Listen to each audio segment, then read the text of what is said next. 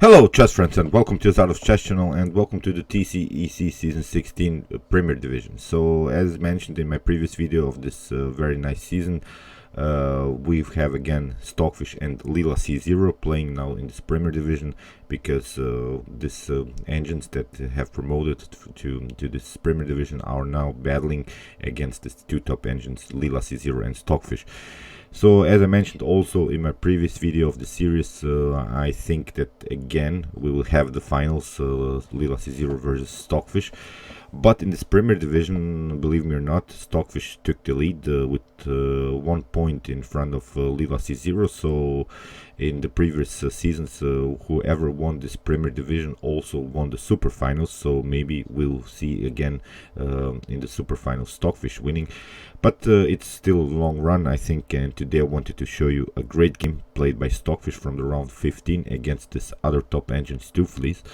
And this game is really an attacking brilliancy, because you see really sort of a crazy rook. It's sort of a kamikaze rook. Unbelievable how Stockfish played in this game, placing the rook on the middle of the board, really dancing with this rook, and that was really great, great tactical play by this top engine. So let's see the game, cut the talk. It's really an attacking brilliancy. As I mentioned here, in the first move, Stockfish played the move c4, and we have e5 by Stooflees. So we have now this reverse Sicilian, and I've mentioned in many of my videos, I basically play the Sicilian as black when my opponent plays e4.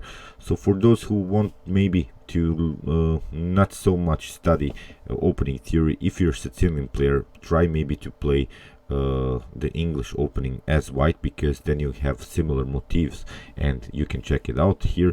After g3, we have now sort of an hyper accelerated Dragon Sicilian setup, but with white, and this is what I like, because I like to play the hyper accelerated Dragon Sicilian. So this game, it was really also great to see for me, because I sometimes also play the English opening with this particular setup, c4 and then g3.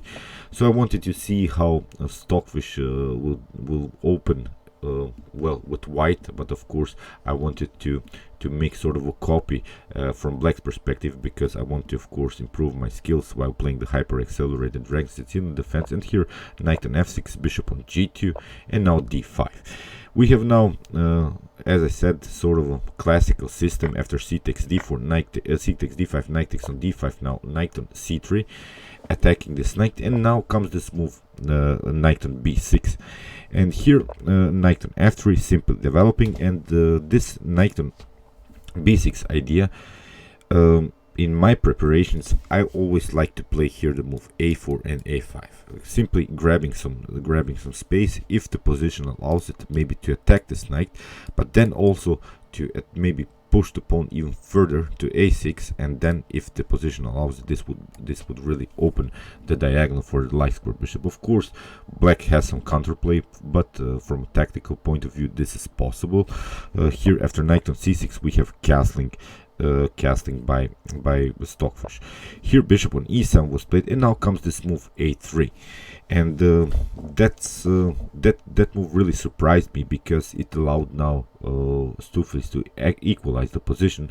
And here maybe the best way is to move rook on b1, but it's really great to see how Stockfish changed really a little bit the opening theory here, because as I said, in my preparations, when I play the English opening myself, I like to play here the move a4, and this a4 leads really into some dangerous stuff, because if you try something like a5, then here d4 is well, it's really aggressive. After e takes d4, knight on b5, attacking. That's why bishop on f6 has to be played, but not bishop on f4 is really dangerous. If you try something like knight on d5, which of course attacks this bishop and also defends this c7, then knight from f to d4 is really dangerous. If you take here the bishop on f4, then knight on c6 first, and if you play knight on h3, here we can play simply king on h1, because if you take then of course bishop on c6, and then if the bishop comes in between. Then we have queen on d7. After queen on d7, first knight on c7 with a fork. Of course, you cannot take with the queen, and if you move the king here on d8, then first take here the queen, of course. And you see you cannot take the bishop because you lose the rook, and if you take here this this knight, then we can simply play bishop on h3. And now we have some I think white is better, of course, with one pawn up. Still you have to battle for a win, but it's a clear fight situation, and I think you cannot lose this game from white's perspective. This is a line in which I'm really familiar with, because I've played this line very often. But here, after this a3 move here, Stockfish really surprised me. Of course, the preparation is here to play the move b4 and maybe try to move b5. But here, Stockfish also surprised me with this very aggressive move g5. So we have here really a tactical battle immediately, and that's what I like about this game. Great move here, and now d3. This is also a delaying move here by Stockfish. We want black to play the move g4, because then we have a very nice square for our knight, and knight on d2, and then we can place maybe the knight on c4. And black's attack here on the king side is a little bit slowed down, because then the attack is static, because we want to, of course, maybe play something like f5 in order to have sort of a good connection between the pawns, and then this mobile pawn structure could create some dangerous stuff and create an attack against this minor pieces, against this knight, maybe against even this bishop. But the problem about this early flank attack is that you have still the king in the center. So of course, playing that kind of stuff against Stockfish is really dangerous, because Stockfish is really the tactical king in chess. And here, after g4, knight on d2 is another problem, and now a5. Now comes this move, preventing, of course, this b4 ideas. But I think, and in my deep computer analysis here, the best move for black is this h5 move, which is suggested. And I think really it's better, because you're supporting really your space advantage here that you have already created on the 4th rank. This pawn on g4 is a little bit loose now, and here after a5, this moment Stockfish immediately uses and tries to open the position, because when you get attacked on the flanks, you should open the center. This is one of the main principles in chess. You should really try to open the center as fast as you can. And here e takes f4 was played, and now rook takes on f4. You see now how crazy Stockfish will play with this rook. It's unbelievable. This rook will really dance here on the 4th rank. After castling, we have knight on c4, knight takes on c4, rook takes on c4, and now bishop on e6.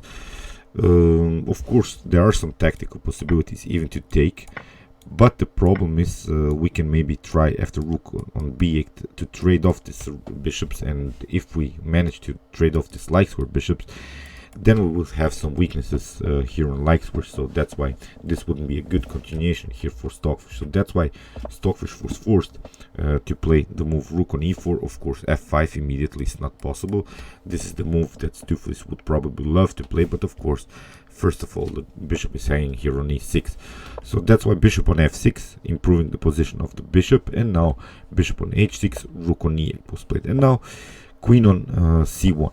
This is really a great attacking preparation here by Stockfish, because you see, because of this advanced pawn here, Stockfish has some weaknesses on dark squares. That's why this bishop on h6 move was very important. And now the main idea is to get rid of this bishop on f6, because the bishop is always a good defender. Of course, the dark square bishop is a good defender of dark squares.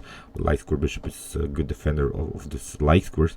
So one of the tactical and strategical ideas here is just to get rid of this bishop on f6, because if we manage to do that, there are some checkmate threats even with the move queen on g5. And this is now this moment that Stockfish will use in play this a very nice rook sacrifice, bishop on e5, and now simply rook takes on e5. Unbelievable stuff. Rook sacrifice in move 18 with not so much simplified position. I think because I think Stuflis has some counterplay here.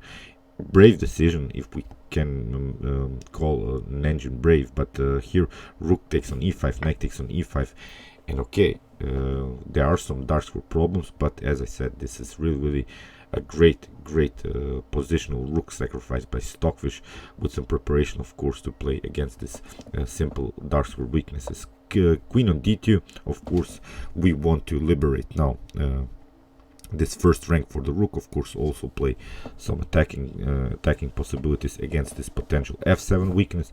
Bishop on c8, and now rook on f1. Here rook on a6 was played, and now bishop on d5. And I think here, if you try something like knight on c4, here from black's perspective, of course, to get a tempo, because of course you cannot take this is immediately losing, because we can play simply queen on f4, attacking this f7 weakness. You have to play again knight on e5, and then we have bishop on d5 attacking. You have to, if you protect, then you lose simply the knight here on e4, so that's why you have to protect with the rook. But now queen on f6, very dangerous, and it's basically game over. So you see, you cannot play any tactics here from black's perspective. Basically what you want to do is regroup a little bit and hope for the best, because the activity of this bishops on h6, bishop on g2, even the queen's activity, the rook's activity, the knight is also on a very natural square, so very nice attacking formation of these pieces by Stockfish. After rook on a6, bishop on d5, as I mentioned, and I think here Stuflis made well, it's not a decisive mistake, but if you place the rook on a6, if you have played this rook lift, I really thought that Stuflis is gonna play this move rook on g6, because then you have at least another defender around your king, and you have also very nice protection of this weakness on g7. And okay, here Stuflis played the move c6. Okay, you get a tempo, but after bishop on b3, I don't think that this rook is doing anything. Here you see again this c5 move was played, of course with the preparation maybe to play even the move c4, but now bishop on g5 first, attacking the queen. This is, I think, a tactic that Stuflis missed, maybe even here. Queen on d4, and now we have queen on e3, bishop on e3, attacking the queen. If you try something like queen on d6, this is really deadly, because we have knight on e4. In the next move, you lose simply the pawn, and there are also some fork ideas on f6. So that's why here queen on d8 had to be played, and now we can simply take another pawn here on c5. So you see, the dark square problems are really huge. It's really too much to handle here for Stuflis. Bishop on e6, also a good positional idea, because when you're playing against the bishop pair, you want, one of the ideas can be just to get rid of one particular bishop, and of course Stockfish is not allowing that scenario. He plays here simply bishop on a4 with an attack on the rook. We have bishop on d7, and again bishop on c2, simply not allowing this positional simplifications here in the continuation. So rook on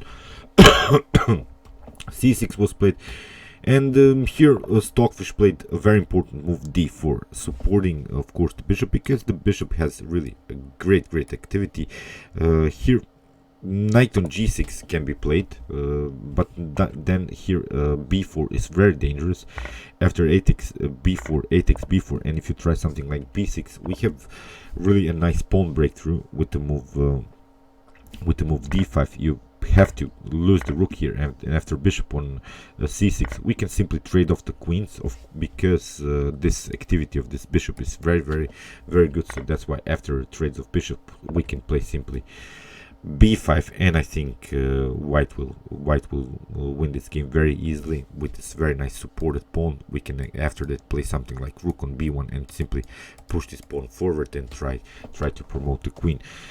So that's why after d4 we have here f5 played by Stuflis, and now bishop d takes e5, and now rook takes on c5. Finally we get at least rid of this very annoying bishop which controlled the dark horse in the middle of the board. And now rook on d1, of course with an attack against this bishop on d7, but here Stuflis found some counterattack with the queen on b6. You cannot take the bishop immediately, because then you get a rook on d5, discovered attack by the queen, and you lose the queen, so that would be game over. So that's why after queen on d4 we have rook takes on e5, and now b4. Very important move. It opens now really the position. You have to move the rook, and of course you have to play rook on c6 in order to defend the queen. But now after rook queen takes on b6, rook takes on b6, now we have simply rook takes on the d7, and now the position is much more simplified here. Rook on c6 was played, but now we have this very important in-between check, because both of these pieces, the knight and the bishop, are on the same file, so you don't want, of course, lose any of these pieces. So that's why first bishop on b3 with the check, king on f8 was played, and now simply great positional move, regrouping. Now rook on d3, and you see we want to have a compact position now of our pieces. We want to protect now all of our pawns. We have gained a decisive advantage because we have now five pawns on the board. Black has also 5 pawns on the board, but we have 2 pieces for the rook, and this should be enough in order to win the game. So let's see now how Stockfish continued here. After b5 we have king on f2. Of course we want to play with our king. I've mentioned in many of my videos, you have to play with your king when you're in endgame. This is basically an endgame stage, so that's why you have to be active with your own king. a4, not a problem, kicking away the bishop, but these 2 pawns are on light square, so it means we can attack these pawns with our light square bishop. So maybe go a little bit around and try go behind this pawn and attack them. So if these pawns would be on dark squares, that would be good for black, but now keeping them on light squares, they become a target of this really nice white bishop. So that's why bishop on d1, not a problem. As I said, we have to play this endgame slowly. You cannot win the game immediately. You have to play patiently. Here rook on f6 was played. Now rook on d8, king on f7, and now rook on d7 again with the check, king on g8, and now rook on c7.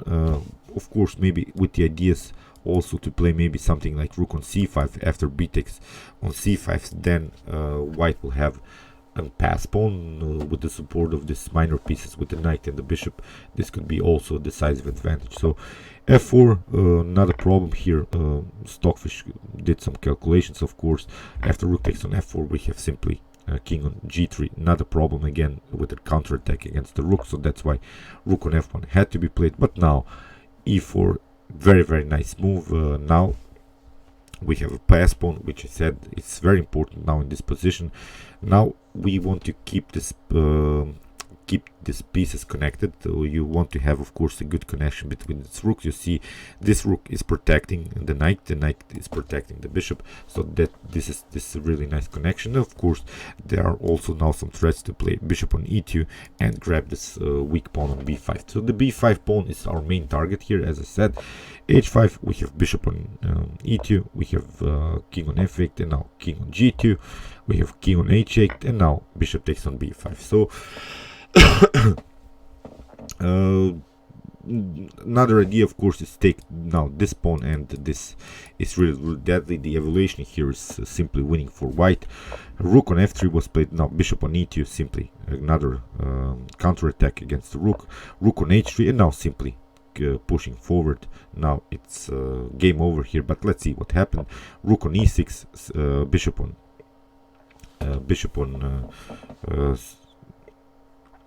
c4, and now here simply rook on g6, knight on d5. You see after rook takes on a3, simply pushing this pawn here. h4, not a problem. b7, we have h3, and now king on f2, and in this position it's really a forced checkmate even in 12. So if you play the best continuations, you get checkmated in 12 moves. If you make a mistake, you probably get checkmated in 10 moves. So here after rook on f3, here we have king on g1, rook on f8, not a problem. We can play simply rook on c8. Now there's no way that you can prevent this pawn from promotion, so that's why rook on g8 had to be played. Simply promotion to queen. Rook takes on c8. These are really now all forced lines. Now we have queen on e5, and now it's a forced checkmate in 5. Rook on g7, knight on f6 with the preparation to play knight on h5, trapping this rook. Rook on g6, but now this very nice discovered attack. You have to play king on h7, but now queen on e7, king on h8, queen on h4. You have to cover with the rook on h6, but now queen takes on h6, and it's game over. So great attack by Stockfish. Let's go back here to this critical moment. It really surprised me. After rook takes on f4, you see very dangerous play with this rook. Rook takes on c4, bishop on e6, rook on e4. Here bishop on f6, and now this preparations to play on dark squares here after bishop on e5, rook takes on e5. Great positional sacrifice. Knight takes on e5, and you see this is now an evaluation which is really better here for white. Unbelievable stuff. So this early sacrifice, this is really why Leela C Zero and Stockfish are now the best engines here these days. Okay, I hope you enjoyed this game. If you want to know more about positional sacrifices, you can watch my video, the mathematics of the positional sacrifice. I've explained these motifs in one of my basics in chess videos. And if you want to see the best chess games that have been ever played in chess history, you can check out my best chess games of all time. And if you like this content, you can also subscribe to my channel. Thanks you for watching, guys, and chess is the best, of course.